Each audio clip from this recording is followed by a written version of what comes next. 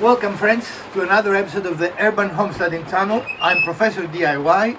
Behind the camera is Elpida and is Mrs. DIY. Hallows Eve is upon us. So to celebrate it, we decided to do a themed episode today. And we are going to attempt to make some jack-o'-lanterns, is that what they're called? For you. So, of course, whenever we talk, some device will kick on. That's the nature of the show. So we're going to use cedar boards to make it for two reasons. They are readily available and fairly inexpensive.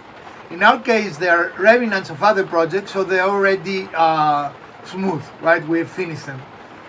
You can either run them through a planer like we do, or alternatively, you can sand it with about 100 and 120 grit paper and it will give you the same result just in a little longer period of time. So we chose the cedar boards because they are light, they have the right look in my opinion, and they are going to be readily available and inexpensive. Each board is about $3 in our area. And it is October of 2023, if you're watching that way in the future. It's also because it's one of our favorite materials. Not only is it light, but it's easy to work with, and it gives you a nice visual result. And it is cheap. And that. So today we're going to take a cedar post board just like this and make jack-o'-lanterns just like this. Stick around, like always we're going to show you every step of the way. So today we're going to use our scroll saw, and that will be the main tool. I mean, we're going to use other tools here and there, but that is the main tool. If you don't have a scroll saw, a coping saw can also work. Now, a laser will work to make these carvings, but it has to be a fairly powerful laser. Our laser is not powerful enough. It will take a long time, probably 24 hours to cut these shapes. And the thickness of the wood also plays into that, right?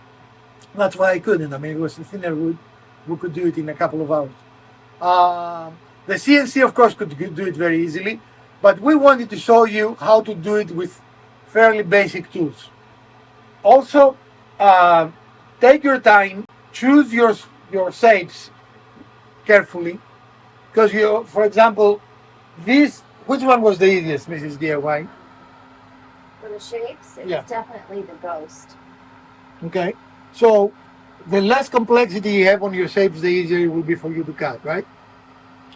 As always, we're going to show you every step of the way, so stick around.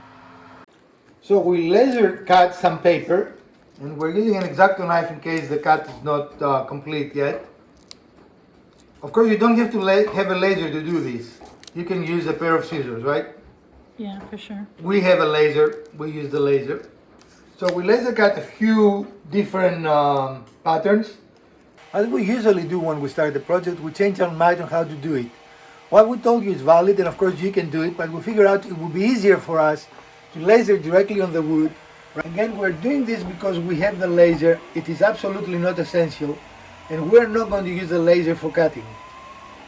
I mean, I think that's the key. It's just making the pattern easier for us as far as our effort and kind of streamlining the process. Perfect planning. We went around the knots. Excellent. That's always a good thing. We hope, right? Yeah. And that allows us to see in real time exactly where it's going to be located anyway, right? Mm-hmm. Which is a good thing to do. But mine was the top and the bottom. This is going to be the dimensions of the height. Mm-hmm. Excellent. So then you have 3 more to do, and we'll go on to the next step. All right. So we've got our typical cedar picket here that we use. We have used this piece. It was one we had, and we had already planed it so that it was nice and smooth on both sides. Not 100% necessary for that, but we already have this piece that's ready to go. So we want to make some 8-inch lengths of this, which will be the face and the back of each of our lanterns. So I've got a piece that I've cut to 8 inches length, and I'm going to use that, as we usually do, as our measuring stick rather than remeasuring every single time. A measuring tape and measuring every time. So we're going to use this to make our guide. Not quite.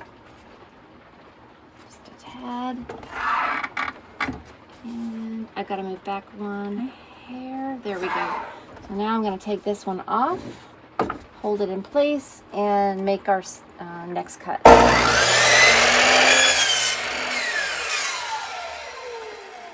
So now we have 4 pieces of exactly the same dimension.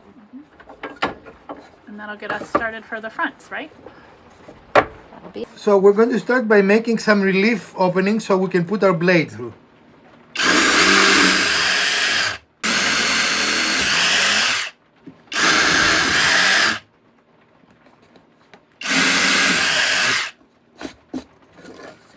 And where should we put those here? In the corner there.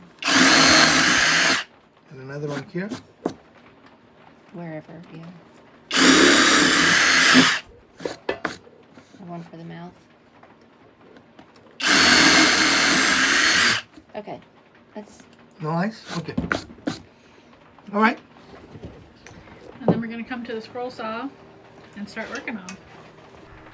The scroll saw is the ideal tool for this project, and if you do not have one, you can use a coping saw and do it manually. Understanding will take a much longer period of time. In any case, we do have a scroll saw, and since we have a tool that's ideal for this project, we're using it. And I think scroll saws are not as difficult to find in the DIY workshop as would be, for example, a laser or a CNC. So I think that's a reasonable tool.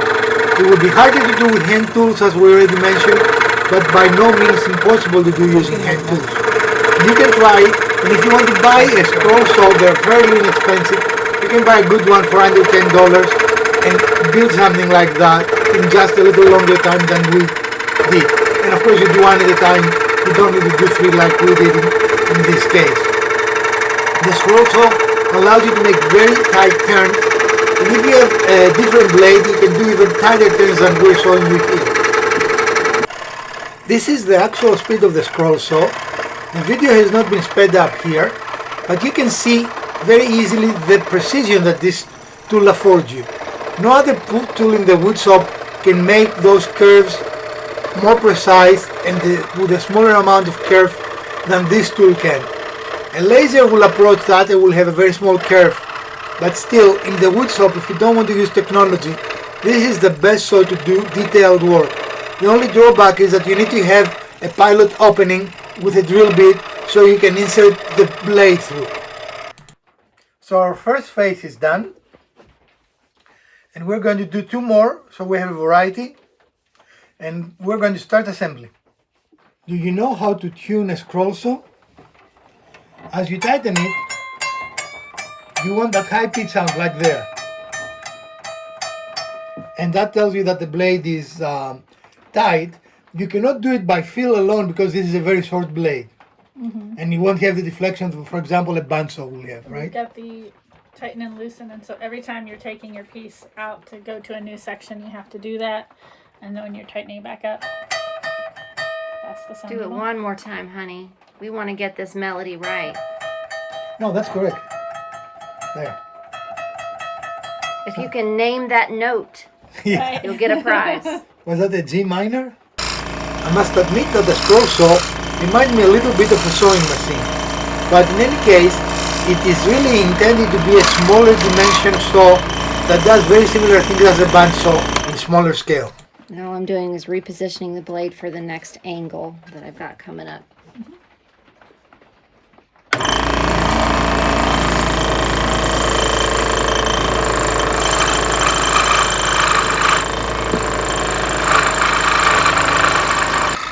This clip is at 4 times speed because I wanted to show you the precision of the saw.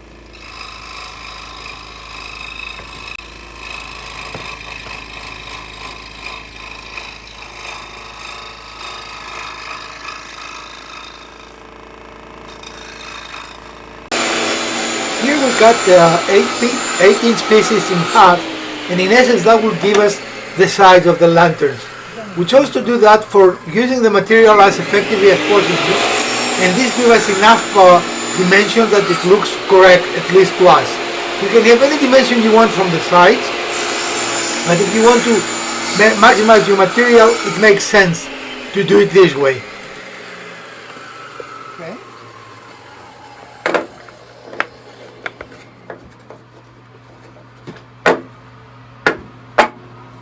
How'd we do? We did pretty good, I think. Okay. What do you think? All right, cool. So those are the sides for our lanterns, right? Yes. So now we're at the assembly of the boxes. We've got our sides cut, got the front and back. And again, you can use screws here. We are using what we have. These joints will never experience any great stress, so no glue is required, and the brad nails are totally sufficient for what we're building. And this is for quick assembly, right? Yep. You can see how nicely the boxes are coming together, and it is one of those very rewarding processes to see a simple project like that come out without any hits. We did that very quickly, we're very pleased with the outcome, and we're very pleased with the way it actually looks. There. So now you can see it's starting to come together. We're going to do that 2 more times. We'll be back for the continuation of the assembly. So the next step will be bottoms and tops. You cannot have them topless and bottomless, right? Mm-hmm. But the basic structure is already done. So we've got our top pieces. We've got the cover for the top, and then we've got these trim pieces that we're attaching that will kind of grab and hold onto the lantern itself once we get them attached. So we've got it at the same dimension here. We're going to put a couple of nails in. There we go.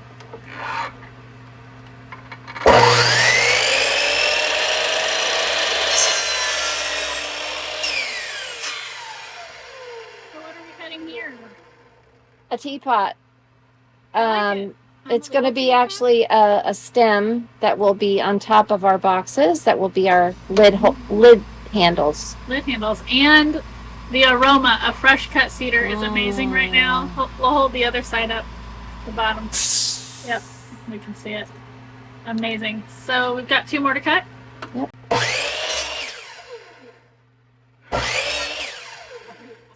We are attaching the bottom. We have it upside down. It looks like the top, but this is the bottom. And again, we're going to use brad nails. You can use screws, you can use glue. Which way works for you?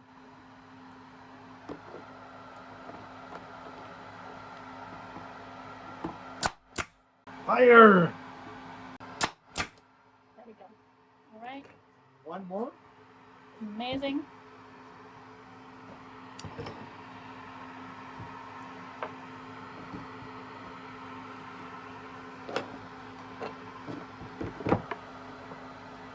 And we're using that as a spacer, which is the same thickness as these that are part of our tops, just so that we have them in the right spot. All right. So we've got our handles that we have prepared with a little punch, and then we took a small drill bit and made a pilot hole in each one so that we wouldn't split this handle. It's fairly old and some of them are slightly cracked, and we just didn't want to split them open. It's very dry. Right. So we're going to go ahead and put the screws through the hole that we've made in the top to the other side, so that then we can start it attaching the handle.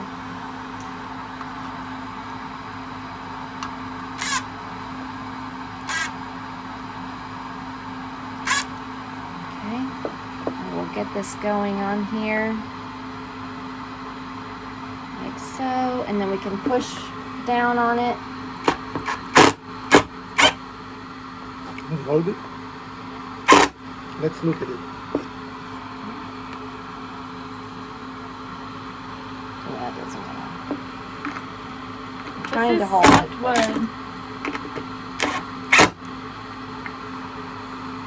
Okay. That's what it's gonna look like when it's in there, and so we'll finish that one up and finish up the third one as well, and get back again. So we're going to do a very light Suzuki band finish. which makes it a little more ominous because it's burning the edges of the, what you call it. That's a little too much. Now, of course, you could stop here, but you could go further. You could put some oil on it and make it a little darker or a little more popping. We are going to try some what's called washing, color washing. We showed you this technique a few episodes back where we try colors in Suzuki Band, and now we're going to try it on a project. So if we don't like it, we still can leave the other two the way they are, right? But we're going to try color washing. And one more thing I have to say, what if you don't have a forest behind your house? Then You can use a piece of dowel. you can use a dowel, or you can even use, yikes, square pieces. No. Yeah, square pieces. Any little cut-offs that you have, maybe of the same material, would be a good option as well. Anything that can be used to pull that lid off. Or really, it's more of a decorative handle. So you could use that. You could. If you were making apple boxes. And speaking of that, look at the amazing job that Mrs. DIY did. How perfect this cut is. Perfect. Perfect.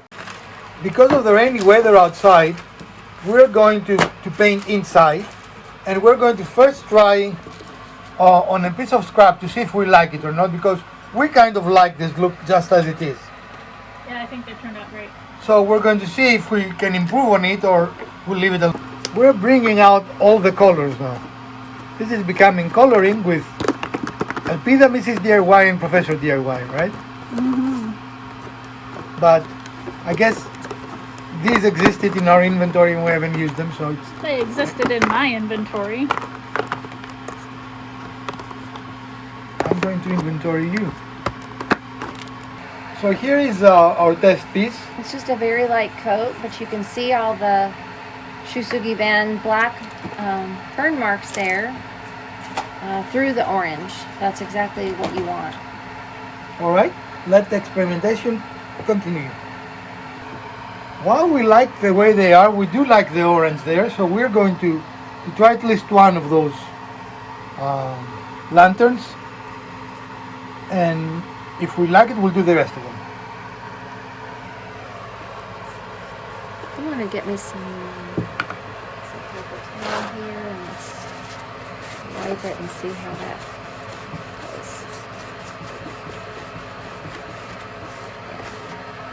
Yeah, it looks pretty good to me. I mean, what do you guys think? Yeah. I like it. Again, you can leave them the natural color, or you can just oil them to make them a little sunnier. It is a personal preference. And if you're going to put them outside, the oil could also help protect them just a little bit, even if it is cedar, right? And I think if you do not use a piece of branch for your holding, you should paint that green, right? For your handle. Yeah, your holding. I know, I was like, what's the holding? The holding is the handle. It's the thing you hold things with and or about. Definitely coming along, and we are a little bit torn. We like the unfinished ones, but this is also nice, right? And this is DIY. You were saying it really depends on location when you want to display them. It depends on what you're decorating for or who you're decorating for. If it's something you want, is kind of something you want to keep around your house for each Halloween, and it's more of a decor thing, or if you're decorating for a Halloween party, either for children, you know, or you're gonna do this for a school project, you might do the colors. If it's gonna be part of your decor, you know, it depends how colorful you want to be. We are very colorful. Oh, you opened it. So you can see by wiping away the layer of paint that hasn't had time to set that you actually bring out that grain, you bring out the Shusugi Band, and it really gives it some added depth. We definitely did not want this to be an opaque coating of paint. We wanted to see the grain and the Shusugi Band in the underneath the paint. Excellent. And with the grain going up and down, it really looks like the veins on a pumpkin as well. Okay, after doing our test piece, we decided to go ahead with at least this one more, the ghost version, and we're just using white. Now, if you decide to also use color on the goblin, we would go with green probably, right? Yeah. But we decided not to color the goblin, but instead apply some linseed oil on it to make it pop a little more, right? Yeah. And the white is progressing very nicely, as you can see. So we're in the home stretch. Yeah, that's nice. I mean, doing something to pop it is always a good idea, right? Pop the grain or the color, the finish in general.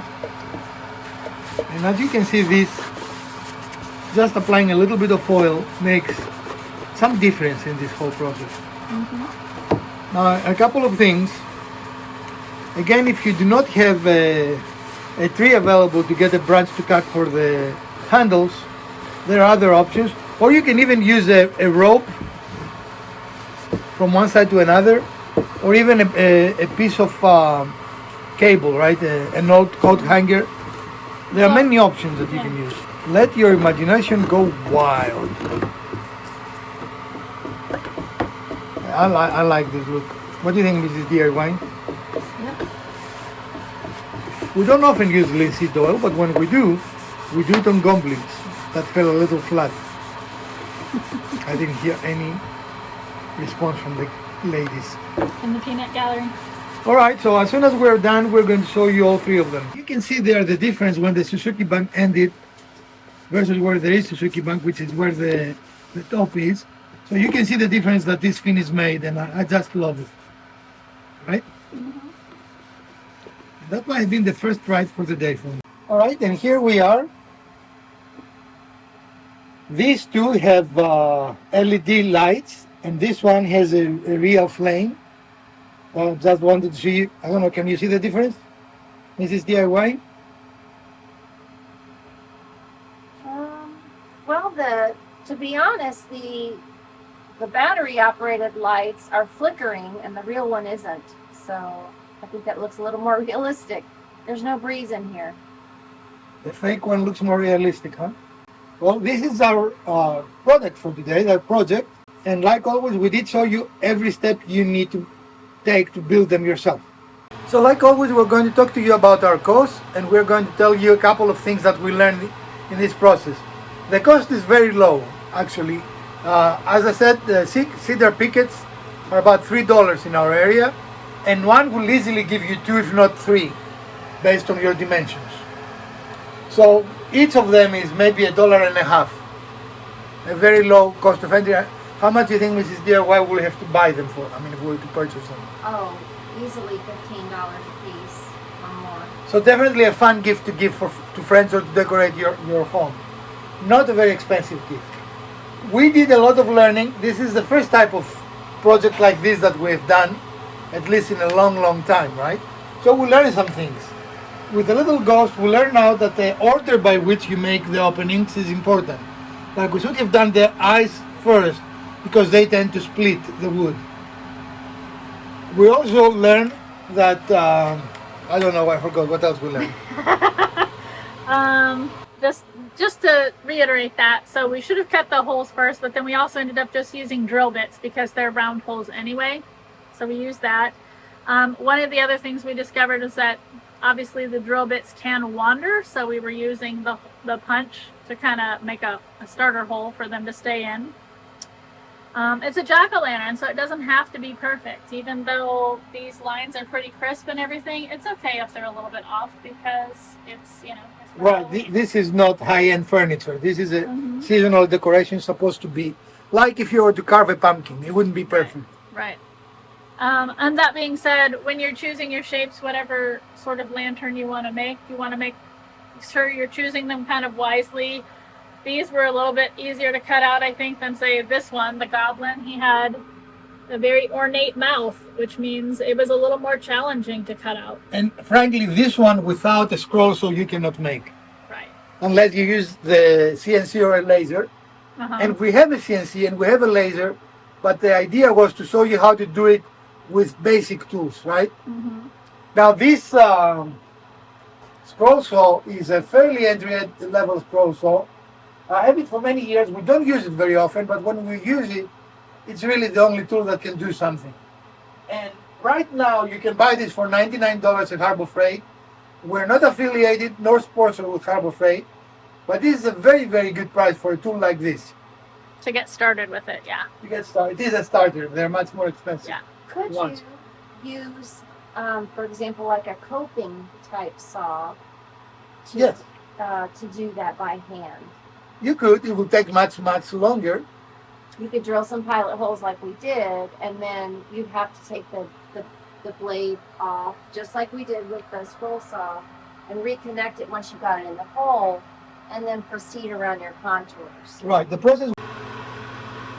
Yeah, I think that you could definitely take the blade off, just like we did with the scroll saw.